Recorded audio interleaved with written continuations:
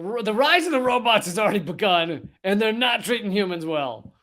Chess robot grabs and breaks finger of 7-year-old opponent.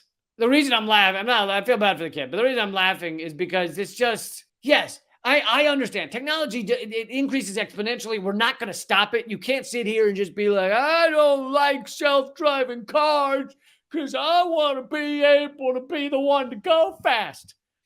I get you can't just stop technology. However, you can make rules for technology. You cannot put it out there just to fucking kill and harm, maim people. Tesla cars were decapitating a bunch of folks. I don't know about you, but when I sign up for a car, I choose not to be decapitated. I asked them at the dealership. I'm like, what's your decapitation ratio? Every 30 seconds, we're murdering ourselves in cars. So I understand the need for highly successful and accurate self-driving that doesn't kill everybody because we're killing ourselves.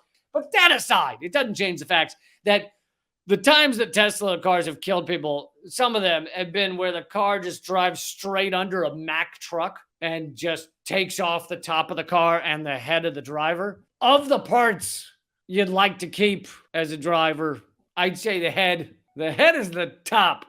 The head is one of the main things I prefer to hold on to as I'm driving. We can make rules for these things. We're not succeeding on this point.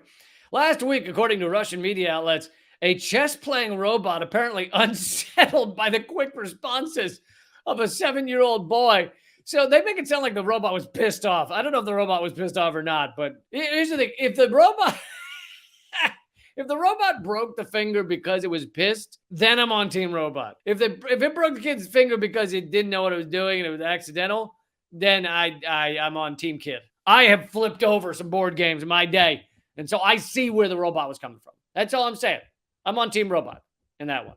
The chess-playing robot, apparently unsettled by the quick responses of a 7-year-old boy, unceremoniously grabbed and broke his finger during a match at the Moscow Open. The robot broke the child's finger, Sergei Lazarev, president of the Moscow Chess Federation, said.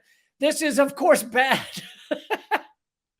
I love that analysis. Video of the July 19th incident published shows the boy's finger being pinched by the robot arm for several seconds before a woman followed by 3 men rush in, free him, and usher him away.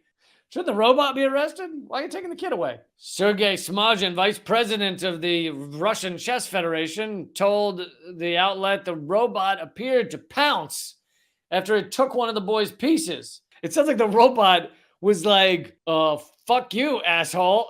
Just like was like, I bet your little human bones snapped like a twig. Bloop. It very much sounds like this robot knew what it was doing, which I love that. If that's true, I love that they're giving that kind of emotion to the robot. I wonder if they did a bunch of testing and they found out the robots were better chess champions if they had a little rage. If they were programming where they were like, just insert a little rage in there. And you need a little rage to really win these chess competitions. Humankind, in many ways, is marching headlong, not only to nuclear Armageddon, like I spent the first half of this talking about, but we're marching into just like unintended consequences of robotics, AI, technology.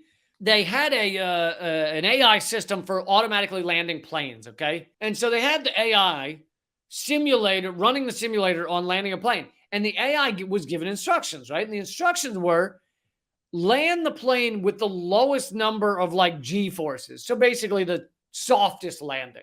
The robot figured out after a few trials that if it took the plane and dove it straight into the ground, full throttle, that it would override the G-force or whatever, the impact measurements, and it would measure zero. The impact or G-forces or whatever would be zero because it was so extreme that the measurement couldn't be rated. So then the plane realized that's the fucking answer. And the AI just kept plowing plane after plane into the ground because it was like, I saw a riddle. I saw a riddle about how to fly a plane softly. Riddle be solved. I did it. That's what the AI was thinking. Now imagine that on a real plane. Imagine that filled with passengers. And we think we've got it figured out. But this is an example of how you could have AI instructed to do something you think is positive, and it fucking goes awry. I've also talked about how these algorithms that we're already using, algorithms are used for all kinds of things: who to hire, whether to let prisoners out on parole. Some of the judges will review an algorithm that will say, oh, this person's a likely reoffender. But these things have been shown to be racist.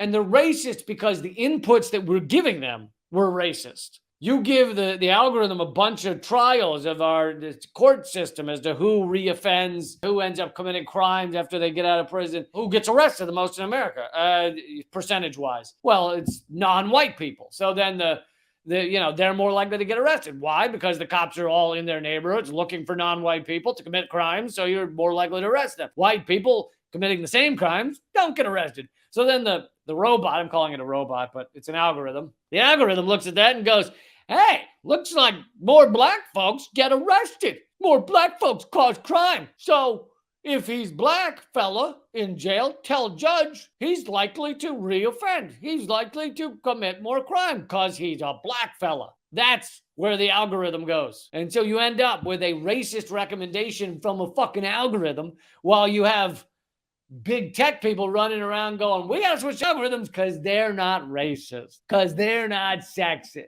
Algorithms are the good guys. Anyway, all of these things need to be dealt with and thought about and analyzed. But no, instead we're just thrusting robots out into our society and they're breaking little kids' fingers.